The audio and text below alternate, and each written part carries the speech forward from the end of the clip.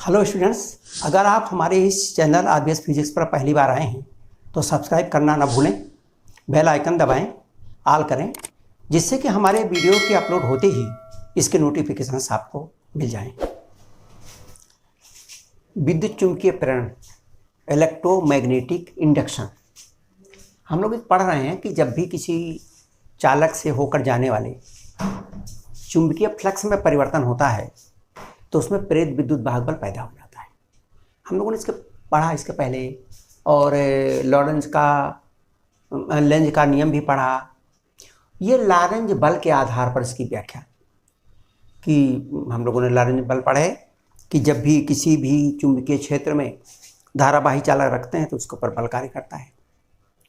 तो उसके आधार पर हम वही वैल्यू निकालेंगे कि किसी भी चालक में प्रेरित विद्युत वाहक बल फ्लक्स परिवर्तन की दर के बराबर होता है। हमको उसी को निकालना है, लेकिन लॉरेंज बल को आधार मान करके। यहाँ पर हमने लॉरेंज बल को लगाने के लिए हमने व्यवस्था कर दी।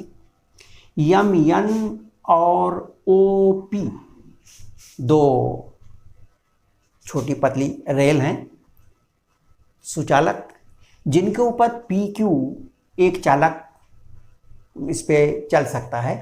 इसके ऊपर बिना घर्षण के वो चलता है।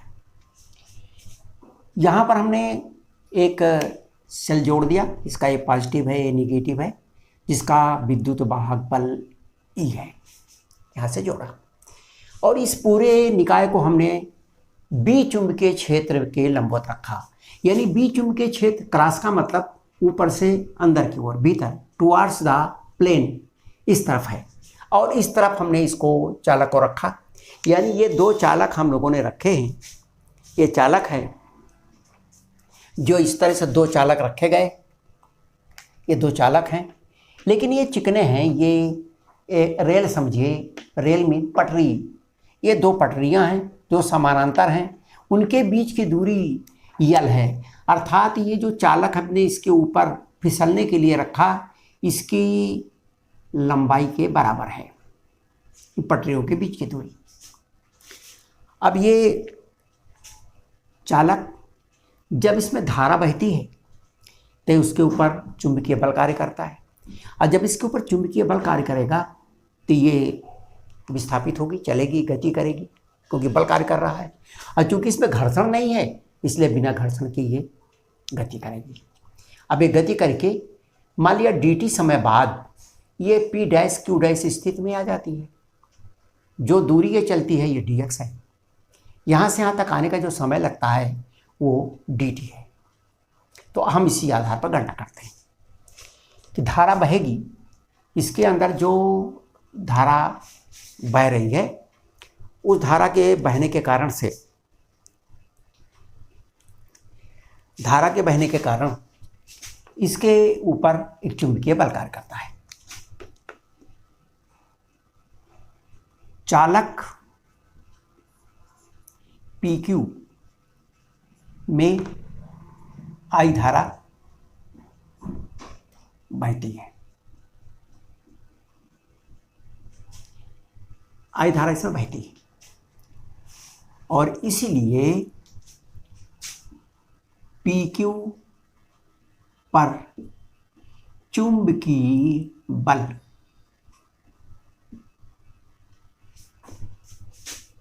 जिसे हम लॉरेंज बल भी कहते हैं, चुंबकीय बल Fm। हमें जानते हैं किसी भी चालक को अगर चुंबकीय क्षेत्र में रखें और उस चालक में धारा बहे तो धारा अंगूठे की दिशा में हो, चुंबकीय क्षेत्र उंगलियों की दिशा में हो, तो हथेली का जो लंब होता है उस चालक पर लगने वाले बल की दिशा होती है।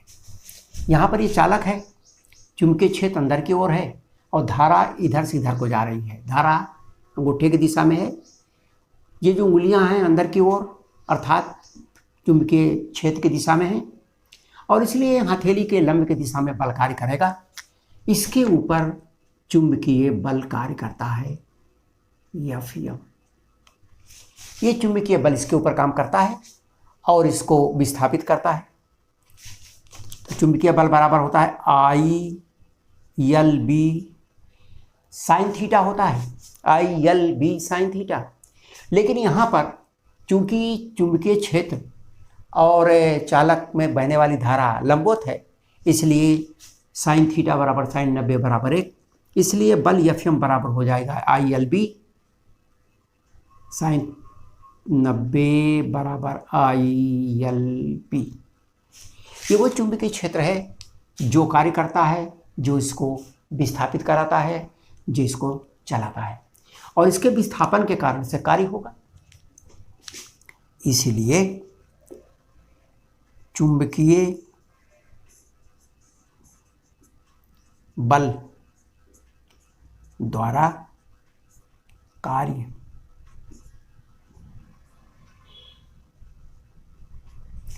चुंबकीय बल कार्य कितना करेगा? इसको यहां से यहां तक विस्थापित करके ले जाएगा। तो कार्य बराबर होता है बल गुणे विस्थापन। This is equal to ILB dx।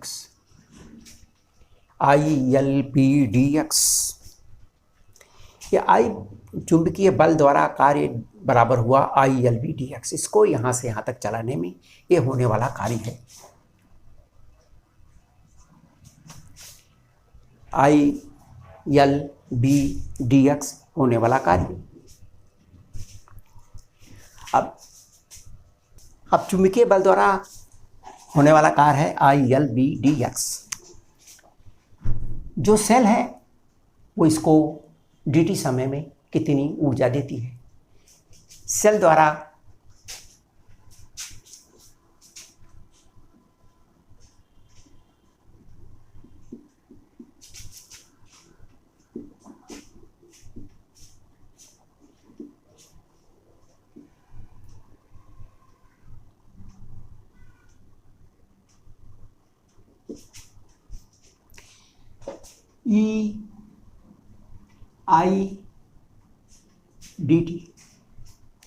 dt समय में सेल द्वारा दी गई ऊर्जा EIdt। अब यहां पर जो सेल ऊर्जा देता है वो दो कामों में खर्चा होती है।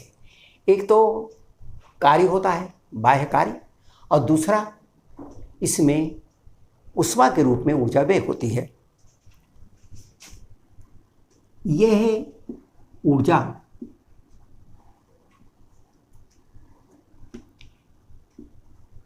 बाह्य कार्य करने में तथा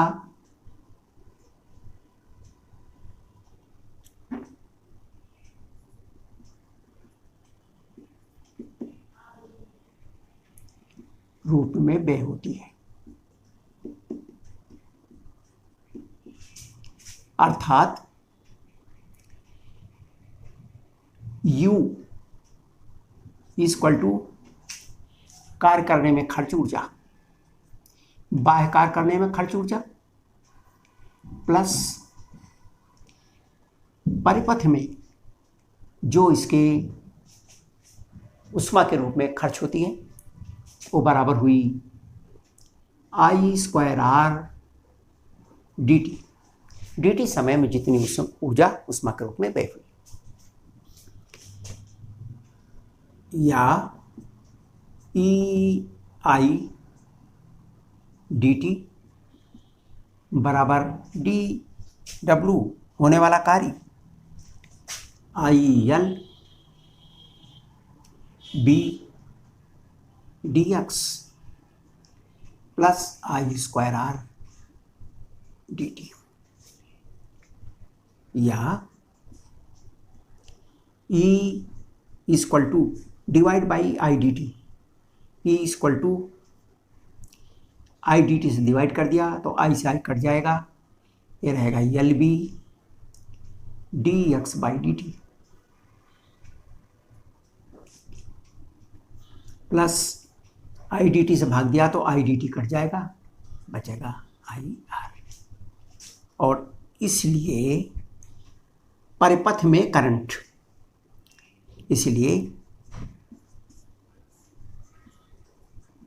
परिपथ में धारा I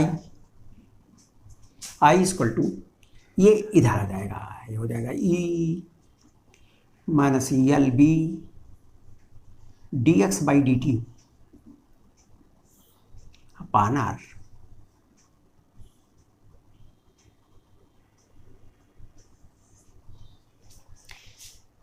ये परिपथ के अंदर बहने वाली करंट है जो इधर से होकर के बहती है, इधर से होकर करंट आई।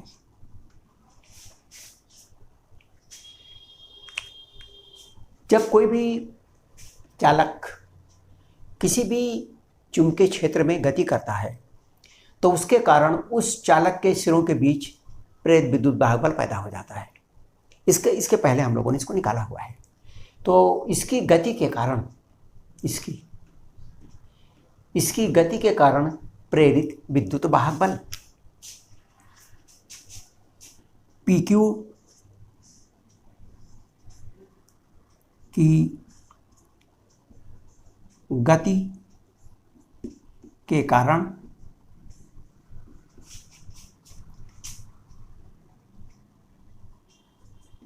प्रेरित विद्युत वाहक बल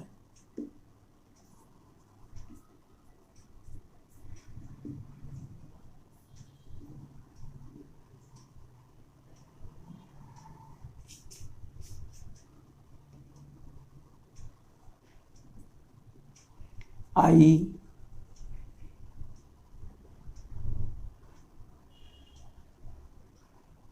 L V B, L V B ये इसका प्रेरित विद्युत वाहक बल है।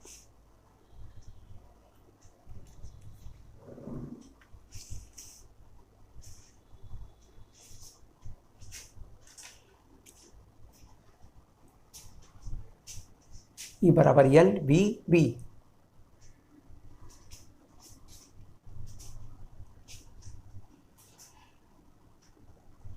ये इसकी गति के कारण इसके सिरों के बीच प्रेरित विद्युत वाहक बल है और इसलिए धारा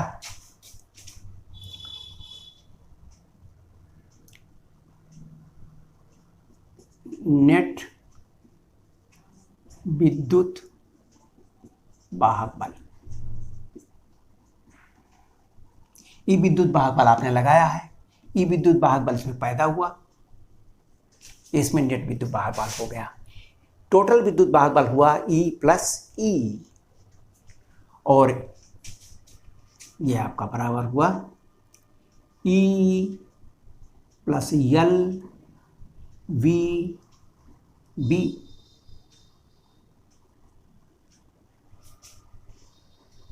और इसलिए धारा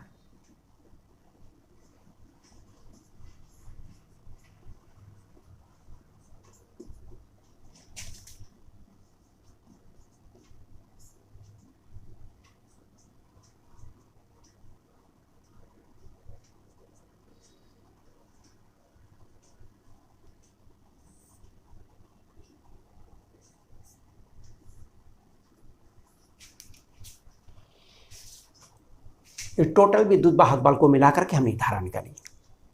यहाँ पर हमने ये टोटल जो ऊर्जा दिया इस सेल ने उसके कारण धारा निकाली। धारा दोनों एक ही है, इसलिए इनकी तुलना करने पे 1 और 2 की तुलना से 1 और 2 की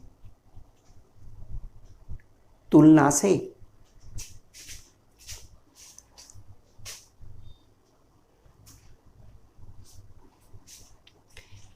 वैसे तो हमको इसका मान रखने की जरूरत नहीं थी यहाँ, क्योंकि हमको निकालना ई का मान ही निकालना है हमको। We have to find out this value.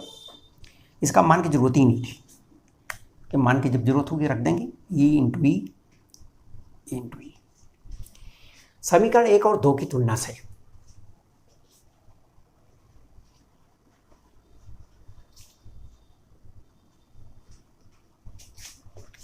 समीकरण 1 तथा 2 की तुलना से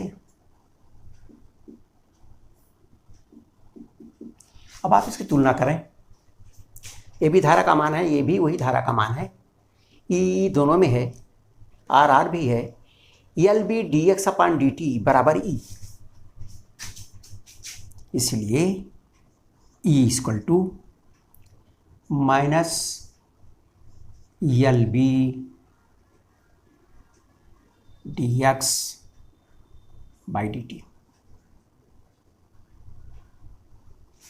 L B D X by D T.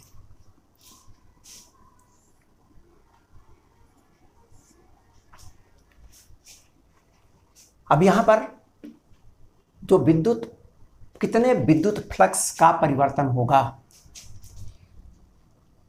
विद्युत और चुंबकीय फ्लक्स में परिवर्तन, जब ये यहां से यहां आएगा तो इतने क्षेत्रफल की बल रेखाओं को काटता हुआ आएगा, यानी फ्लक्स का जो परिवर्तन होगा वो कितना होगा, एकांक क्षेत्रफल से जो जा रहा फ्लक्स वो बी, और इसलिए इस पूरे क्षेत्रफल से जाएगा बी इंटू पूरा क्षेत्रफल, इसलिए फ्लक्स में परिवर्तन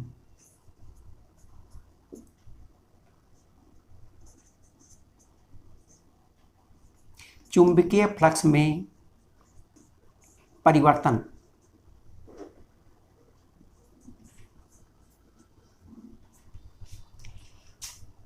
डी फाई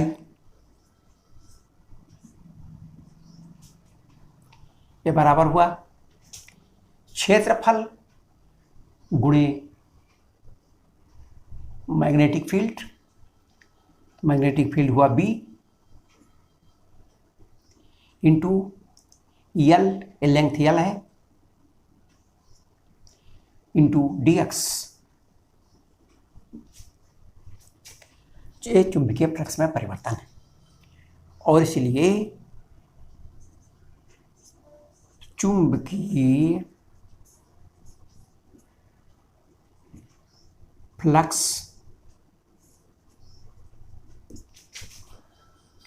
परिवर्तन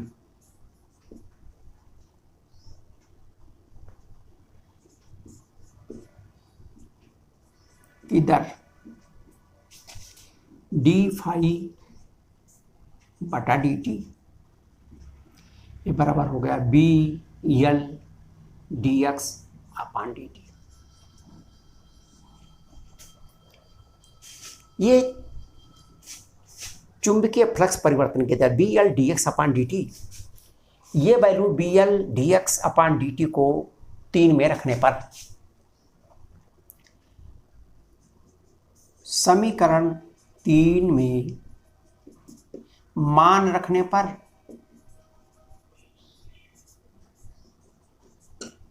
समीकरण 3 में मान रख दिया L B D x upon D T इसको to D phi upon D T, तो ई इक्वल टू आ गया minus D phi upon D T. यही है विद्युत चुंबकीय प्रेरण का फार्मूला, यानी किसी भी चालक से संबद्ध फ्लक्स में परिवर्तन हो तो प्रेरित विद्युत वाहक बल फ्लक्स परिवर्तन की दर के निगेटिव मान के बराबर होता है, equal to minus D phi upon D T. हमको ये प्रूव करना था, लेकिन ये सिद्ध करने के लिए हमने लारेंज के बल का सहारा लिया। लारेंज बल क्या है कि किसी भी चुंबकीय क्षेत्र में किसी भी चालक में अगर धारा बहे तो उसमें बल लगता है और उसमें विस्थापन होता है, और विस्थापन होगा तो चुंबकीय क्षेत्र को काटेगा तो विद्युत वाहक बल पैदा होगा।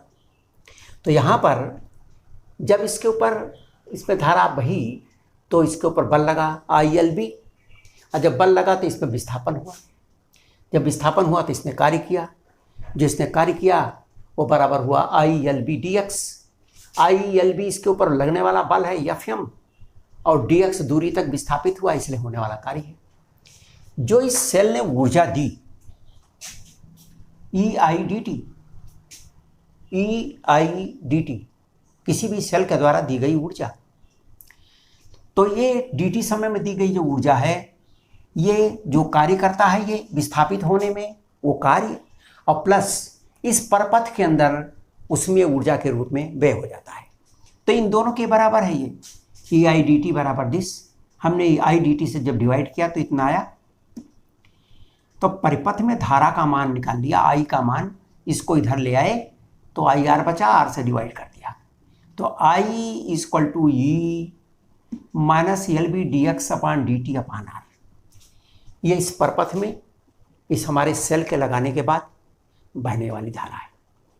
अब ये जो बहने वाली धारा है, हम जानते हैं कि ये चुंबकीय फ्लक्स में परिवर्तन भी हो रहा है। ये जो चलती है ये जो छड़, तो इसमें फ्लक्स परिवर्तन होगा तो इसके सिरों के बीच विद्युत वाहक बल पैदा होगा, और वो प्रेरित विद्युत वाहक बल और ये विद्युत वाहक बल दोनों के कारण से ये बहने वाली धारा है। तो उसको हम दूसरे ढंग से भी निकाल लेते हैं कि इसके सिरों के बीच प्रेरित विद्युत वाहक बल कितना होगा। सिरों के बीच जो प्रेरित विद्युत वाहक बल होता है वो बराबर होता है एल वी बी। ये एल वी बी प्रेरित विद्युत वाहक बल है। अब ये जो प्रेरित विद्युत वाहक बल है, इसलिए नेट विद्युत वाहक बल दोनों के जोड़ के बराबर होगा। ध्यान रखेंगे इसका ये विपरीत दिशा में होता है, लेकिन हमने वहाँ विपरीत नहीं रखा, चिन्ह नहीं रखा, और इसीलिए अपने आप ये माइनस आ जाता है यहाँ। तो नेट विद्युत वाहक बल बराबर हुआ ई प्लस ई, और इसीलिए परपथ में धारा कितनी हो जाएगी, नेट विद्युत वाहक बल अपान प्रतिरोध ई प्लस ई अपान आर। अब ये समीकरण 2 और समीकरण 1 की अगर हम तुलना कर दें तो आप ध्यान से देखिए, 2 स्मॉल ई और minus L B D x upon D t दोनों आपस में बराबर हैं।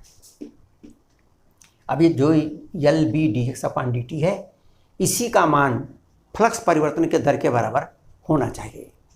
अब देखिए यहाँ पर ये चालक यहाँ से यहाँ जब आ जाता है तो इतने क्षेत्रफल में परिवर्तन होता है, इतने क्षेत्रफल से जाने वाले फ्लक्स में परिवर्तन होता है।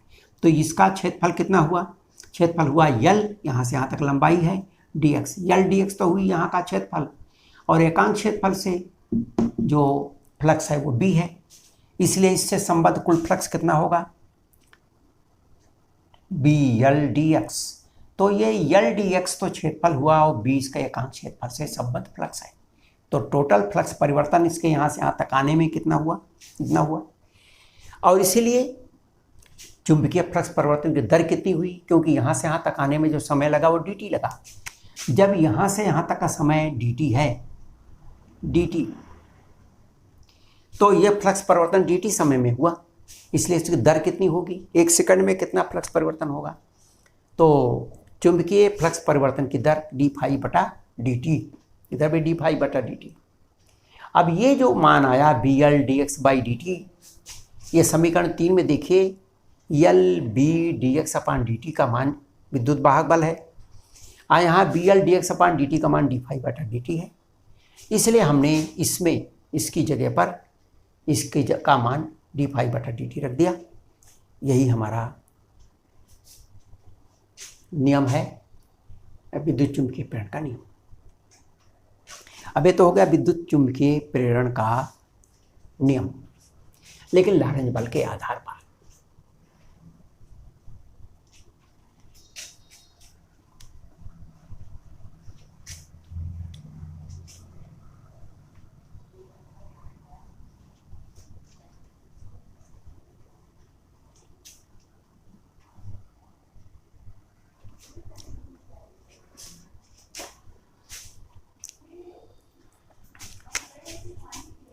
ईडी करंट भंवर धाराएं या इसी को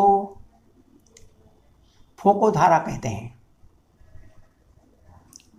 फोको धाराएं या इसी को ईडी करंट कहते हैं। ईडी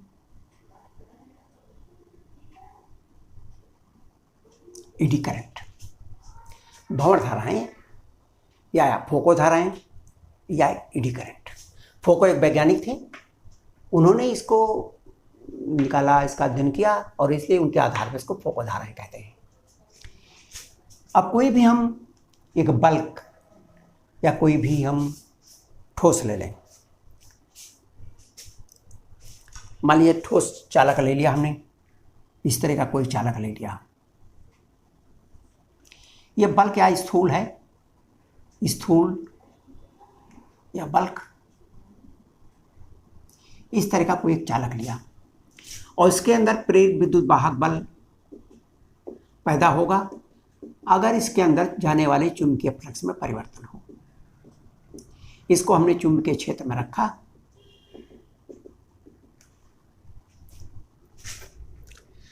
तो यदि किसी स्थूल या बल्क चालक में चुंबकीय फ्लक्स में परिवर्तन हो तो प्रेरित विद्युत वाहक बल पैदा हो जाता है और जगह जगह इसमें धारा लूप छोटे छोटे बन जाते हैं।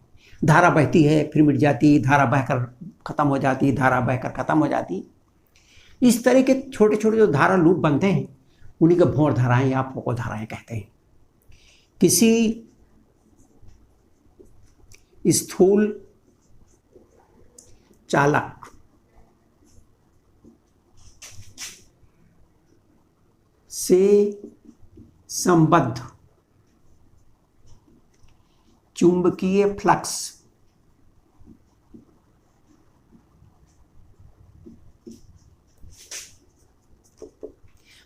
में परिवर्तन होता है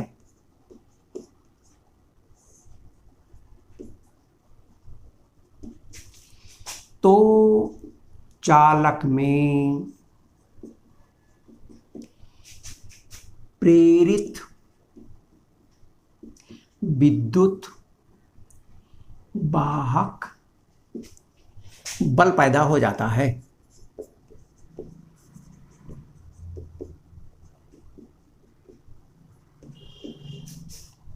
तो चालक में प्रेरित विद्युत वाहक बल पैदा हो जाता है और जब विद्युत वाहक बल पैदा हुआ पूरे चालक में तो इसमें चूंकि कहीं प्रतिरोध नहीं है, धारा बहेगी, अतः चालक में छोटे छोटे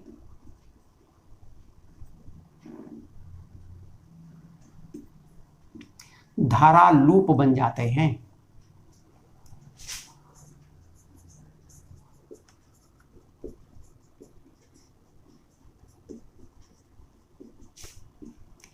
इन्हें भंवर धाराएं कहते हैं।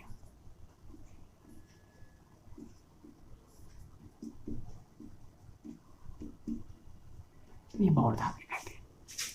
बना, ये पैदा हुआ, ये पैदा हुआ, ये पैदा हो गया, ये पैदा हो गया, करंट इधर से बही, इधर से बह करके इधर खत्म हो गई, फिर करंट इधर से बही, बह करके इधर से खत्म हो गई, ये करंट इधर गई, ये गई और ये जा करके खत्म हुई, फिर ये धारा इधर को जा रही है, इधर गई और फिर इधर से गई, इधर से गई। ये धारा लूप्स बन जाते हैं। यही जो धारा लूप्स बनते हैं ये भंवर धाराएं हैं।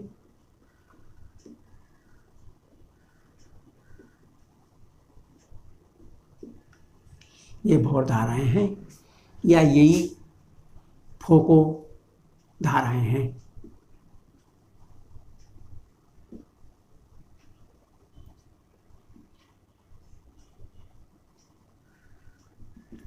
भंवर धाराएं या फोको धाराएं हैं। अब इनसे नुकसान क्या है और उनको कम करने का तरीका क्या है? तो पहला तो इनका हानि।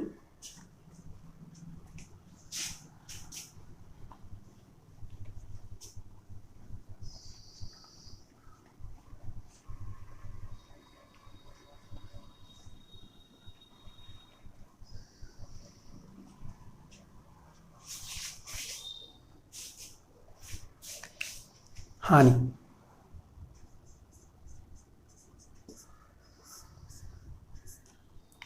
हानि यह है कि चूंकि चालक में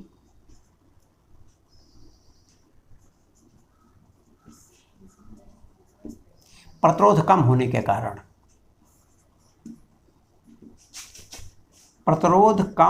के कारण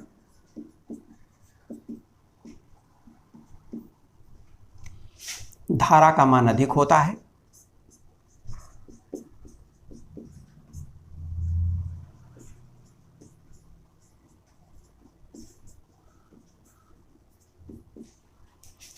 जिसके कारण चालक गर्म हो जाता है, कभी कभी जल जाता है, जिसके कारण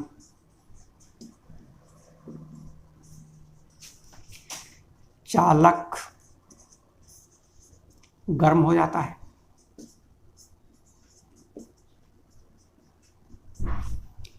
कभी कभी जल जाता है।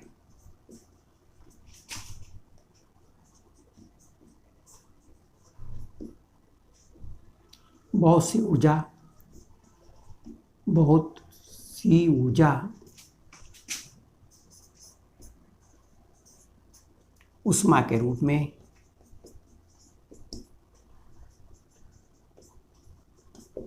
बह हो जाती है।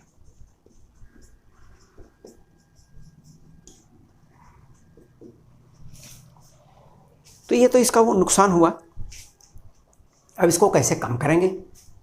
कम करने की विधि,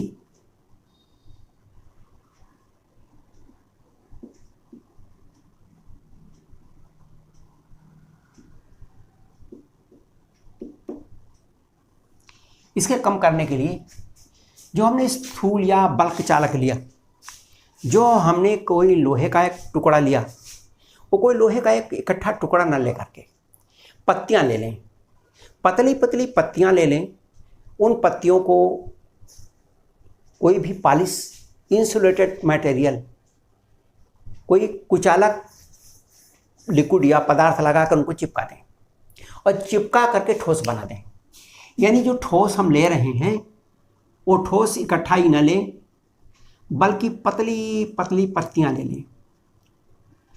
इन पतली पतली पत्तियों को हम आपस में चिपका दें, इनके बीच में कुचालक पॉलिश लगा दें, और इसलिए ये पत्ती एक दूसरे से चिपकी तो रहेगी लेकिन धारा का प्रवाह नहीं होगा, क्योंकि इनके बीच में कुचालक पदार्थ लगा हुआ है। तो इन पत्तियों को कहते हैं लैमिनेटेड।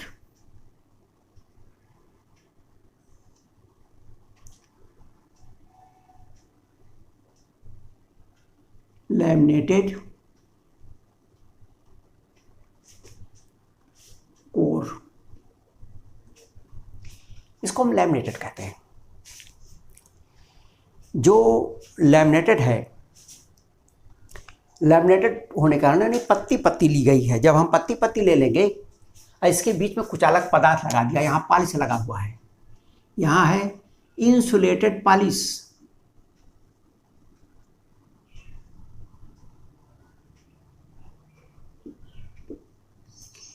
तो इसके कारण धारा एक पत्ती से दूसरी पत्ती में नहीं जाएगी और एडी करंट्स अपने आप कम हो जाएंगे।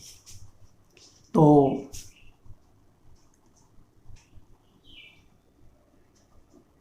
पत्तियां के रूप में चालक लेने पर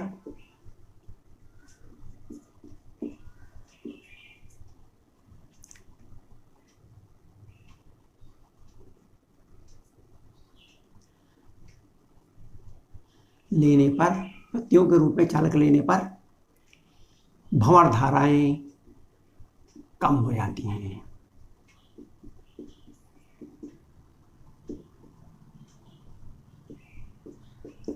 अपना परिपथ पूरा नहीं कर पाती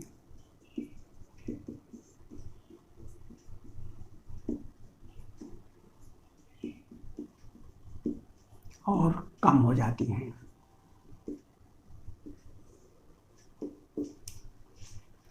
तय हो गया इनको कैसे हम कम करें। इसलिए जहाँ जहाँ भी हम लोहे का प्रयोग हमें करना रहता है, हमारा जो पंखा चलता है, पंखे की जो कुंडली लपेटी जाती है वो इसी तरीके कोर पर लपेटी जाती है। लेकिन अगर लोहे के ऊपर लपेटते तो पंखा तुरंत ही जल जाता, क्योंकि उसके अंदर ईडी करंट पैदा होती और वो गर्म होकर जल जाता। कभी कभी पंखा जल भी जाता है अगर उसमें ये लैमिनेटेड कोर का अच्छा क्वालिटी नहीं है। अगर वो अच्छी क्वालिटी का लैमिनेटेड कोर नहीं है तो पंखे जल भी जाते हैं। इसी तरह से ट्रांसफार्मर है, उसके जो तार लपेटे जाते हैं वो इसी प्रकार के कोर पर लपेटे जाते हैं।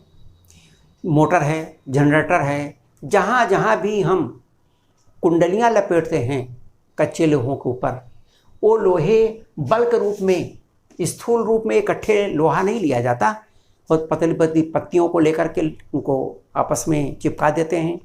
चिपका करके तब उनको जिस आकार का चाहते हैं उस आकार में काट कर और उसके अंदर कॉइल लपेटी जाती है, उसे हम लैमिनेटेड कोर कहते हैं। इससे ईडी करंट घट जाएगी, और जब ईडी करंट घट जाएगी तो उसके गर्म होने के और ऊर्जा के बहुत सारे व्यय होने के जो खतरे हैं वो कम हो जाते हैं। अब ये तो हो गया कि ईडी करंट को कम कैसे करेंगे। ईडी करंट का अनुप्रयोग क्या है, क्या हम इसका उपयोग भी कर सकते हैं? हाँ, इसको हम उपयोग भी कर सकते हैं। ईडी करंट का अनुप्रयोग किस किस काम में हम उसे ला सकते हैं? अनुप्रयोग,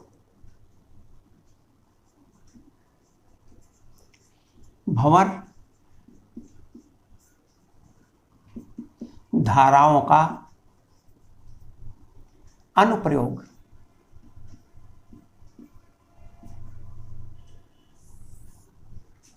पहला प्रेरण भट्ठी,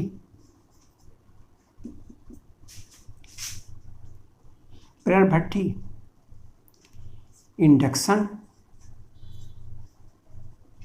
फर्नेस,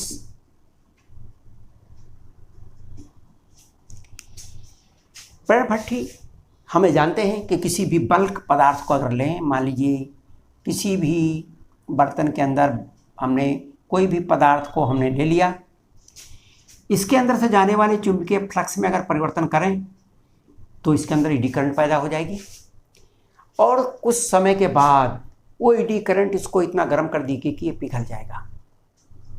तो इसलिए बड़ी बड़ी फैक्ट्रियों में हम इंडक्शन फर्नेस में पदार्थों को पिघलाने का काम करते हैं। इसके पिघलने का सीधा सीधा सा सिद्धांत है कि जब भी ये बल्क रूप में रहेगा, ठोस रूप में रहेगा, तो इसके अंदर फ्लक्स परिवर्तन तेजी से विद्युत क्षेत्र में परिवर्तन करते हैं, उससे इसके फ्लक्स में परिवर्तन होता है, और फ्लक्स में परिवर्तन होगा तो वो ईडी करंट पैदा हो जाएगी, और वो ईडी करंट इसको गर्म कर देगी और पिघला के देगी। तो इसको भट्ठी की तरह काम करते हैं। प्रेरण ब्रेक, इंडक्शन ब्रेक,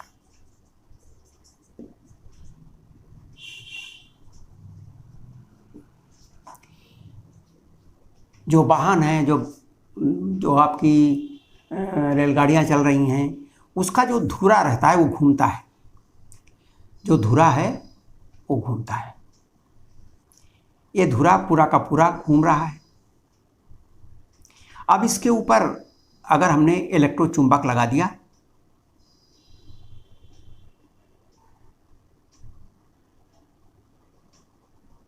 और कॉइल इसमें लपेट दी, वही कॉइल इसमें लपेट दी, और इस तरह से ये जब भी इसके अंदर धारा बहाएंगे तो ये चुंबकीय क्षेत्र पैदा करेगी। ये कच्चा लोहा है, ये चुंबकीय क्षेत्र पैदा करेगा, और इसके अंदर ये चुंबकीय फ्लक्स पैदा होगा। ये जो धुरा है इस चुंबकीय फ्लक्स के अंदर घूमेगा, तो इसके अंदर प्रेरित विद्युत वाहक बल पैदा होगा, ईडी करंट पैदा होगी, क्योंकि ये धुरा ठोस है, स्थूल है। इसके अंदर जो ईडी करंट पैदा होगी उस कारण का विरोध करेगी जिसके कारण पैदा होगी, धुरा के घूमने के कारण पैदा होती है, इसलिए धुरा को रोक देगी। जैसे धुरा इसको रोकना हो, स्विच को ऑन किया, चुंबकीय क्षेत्र पैदा हुआ और थोड़ी देर में रुक जाएगा। तो इस तरह से ये इंडक्शन ब्रेक का काम करती है।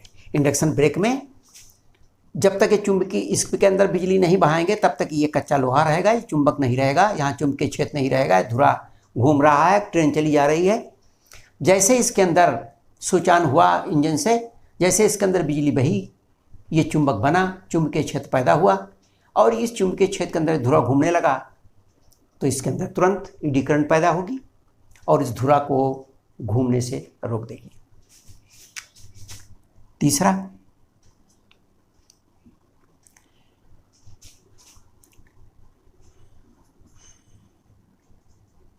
Dead beat धारामापी। डेड बीट धारामापी में जो निलंबित टाइप का धारामापी होता है, जिसमें जो कुंडली होती है धारामापी की वो लटकी होती है, बजाय कहीं पाइप से लगी हुई नहीं रहती, बल्कि वो फास्फर ब्रॉन्ज के तागे से लटकी रहती है। और जब उसमें एक बार धारा बह के निकल जाती है तो काफ़ी देर तक कुंडली ऐसे घूमती रहती है, दोलन करती रहती है। अब अगर उसके बीच में हमने एक एल्युमिनियम रखा, ठोस एल्युमिनियम रखा, और इसके बाहर कॉइल है, तो क्या होगा कि जैसे वो कॉइल घूमेगी, यहाँ ईडी करंट पैदा होगी जो उस कॉइल के ऊपर यानी बल लगाएगी और वो कॉइल रुक जाएगी, क्योंकि वो ईडी करंट जो उसके घूमने के कारण इसमें ईडी करंट पैदा होगी, उसको वो रोक देगी। तो वो जो धारा मापी की कुंडली ऐसे से हिल रही है, उसका हिलना बंद हो जाएगा। तो ये जो कुंडली इसमें हिलती रहती है, ये लटकी हुई कुंडली फास्फर ब्रॉन्ज से, जैसे ही इसमें यानी ईडी करंट पैदा हुई और वो ईडी करंट इसको रोक देगी। तो इसीलिए इसको रोकने के लिए हम इसी सिद्धांत का प्रयोग करते हैं। नंबर 4, इंडक्शन मोटर, प्रेरण मोटर। इंडक्शन मोटर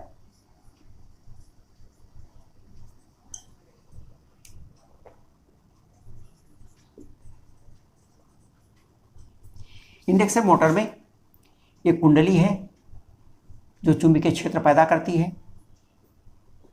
इसके बीच में एक छड़ रहती है, मोटी राड रहती। ये जो मोटी राड है, जब इसमें बिजली प्रवाहित करते हैं, परिवर्ती धारा, इसके अंदर हम ऐसी धारा पैदा करते हैं जो चुंबकीय क्षेत्र में परिवर्तन करती रहती है। और जैसे चुंबकीय क्षेत्र का परिवर्तन होगा, इसके अंदर ईडी करंट पैदा हो जाएगी। ईडी करंट चूंकि इस चुंबकीय क्षेत्र के कारण पैदा हुई, वो ईडी करंट उसको घुमाएगी, यानी इस चुंबकीय क्षेत्र के विपरीत काम करेगी, और इसलिए छड़ घूमने लगेगी। ये मोटर का काम करेगी। इसमें पुल्ली लगाकर, पट्टा लगाकर कोई भी काम करा सकते हैं। तो इसके घूमती है केवल इसलिए क्योंकि इसके अंदर जो चुंबकीय क्षेत्र वो परिवर्तित होता है। अब वो जो चुंबकीय क्षेत्र परिवर्तित होता है, उस चुंबकीय क्षेत्र के परिवर्तित होने के कारण इसके अंदर ईडी करंट पैदा होती है। ईडी करंट जब पैदा होगी तो चूंकि ये स्थिर है, इसके ऊपर बल लगाएगी और ये घूमना शुरू कर देगा। तो इस तरह से इंडक्शन मोटर का काम करती है। इसी तरह से जो बिजली को नापने का मीटर होता है, बिजली के नापने का metre, power metre, power metre